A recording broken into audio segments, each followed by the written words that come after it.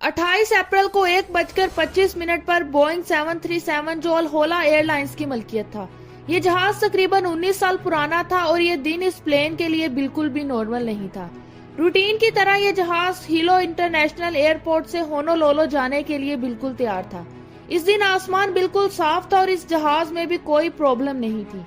इस प्लेन में मौजूद पायलट्स का बहुत ज्यादा एक्सपीरियंस था।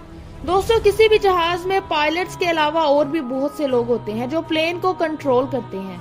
इस प्लेन में 89 पैसेंजर्स, 5 क्रू मेंबर्स और 2 सीनियर पायलट्स भी मौजूद थे। 25 अप्रैल की सुबह को होनोलुलु में ऑफिसर्स ने इस जहाज का जरूरी इंस्पेक्शन भी किया था और चेकिंग करने के बाद ये जहाज उड़ान के लिए बिल्कुल तैयार था।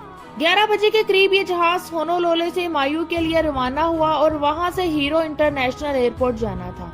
जब जहाज अपनी मंजिल पर पहुंचा तो जहाज के पायलट ने इसे एक्सेप्ट करवाना जरूरी न समझा।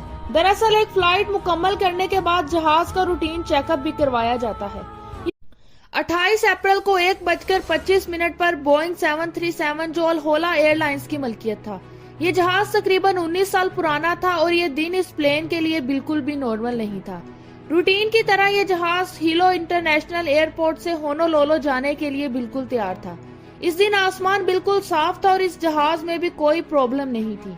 इस प्लेन में मौजूद पायलट्स का बहुत ज्यादा एक्सपीरियंस था।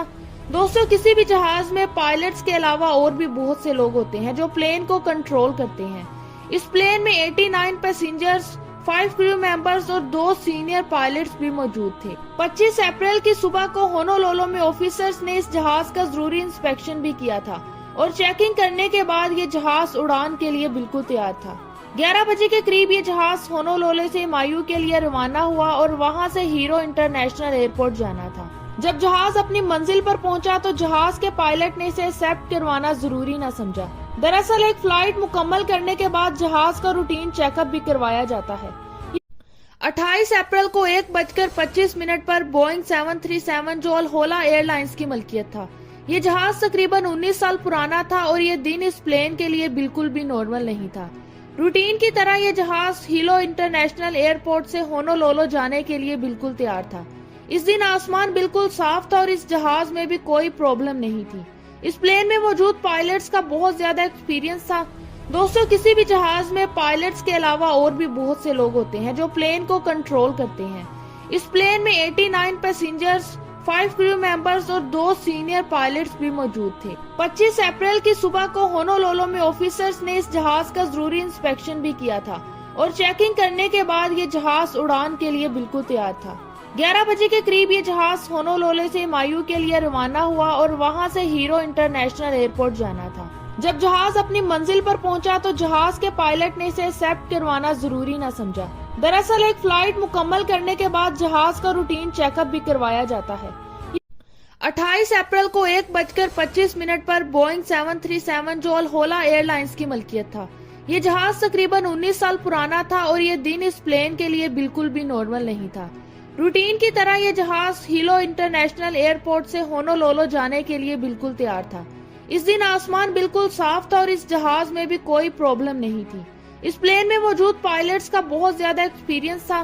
दोस्तों, किसी भी जहाज में पायलट्स के अलावा और भी बहुत से लोग होते हैं जो प्लेन को कंट्रोल करते हैं।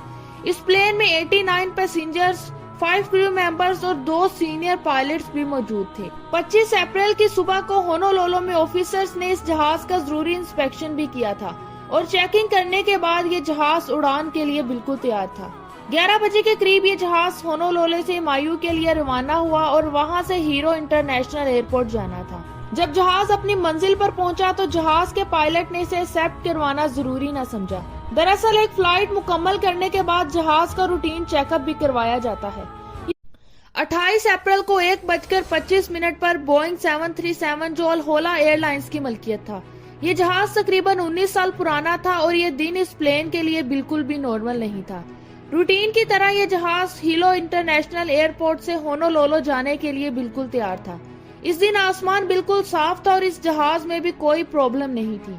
इस प्लेन में मौजूद पायलट्स का बहुत ज्यादा एक्सपीरियंस था। दोस्तों, किसी भी जहाज में पायलट्स के अलावा और भी बहुत से लोग होते हैं जो प्लेन को कंट्रोल करते हैं। इस प्लेन में 89 पैसेंजर्स, 5 क्रू मेंबर्स और 2 सीनियर पायलट्स भी मौजूद थे। 25 अप्रैल की सुबह को होनोलुलु में ऑफिसर्स ने इस जहाज का जरूरी इंस्पेक्शन भी किया था और चेकिंग करने के बाद ये जहाज उड़ान के लिए बिल्कुल तैयार था। 11 बजे के करीब ये जहाज होनोलुलु से मायू के लिए रवाना हुआ और वहां से हीरो इंटरनेशनल एयरपोर्ट जाना था। जब जहाज अपनी मंजिल पर पहुंचा तो जहाज के